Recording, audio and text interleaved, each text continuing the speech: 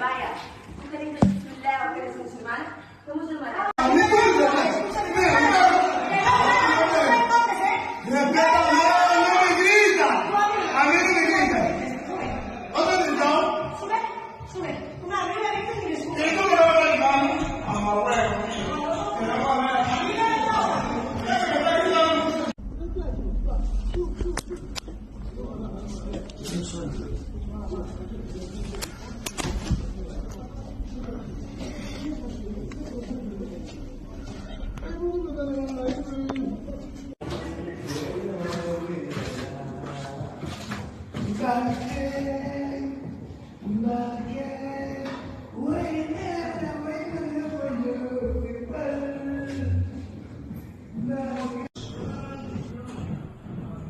Piso de los horrores. La casa del terror y hay que pagar, que no sabe.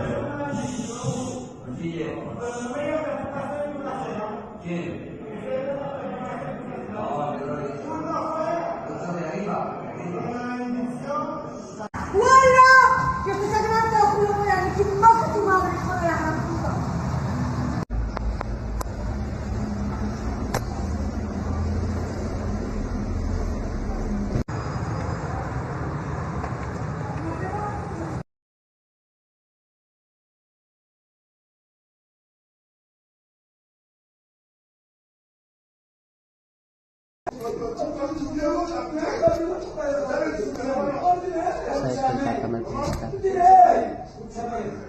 Escúchame, vaya, esos son violadores. No, pero hay muchas cosas. Tú sabes, coge tu bolsillo, abre la puerta. Nada más te digo, no me lo des nada. Por favor.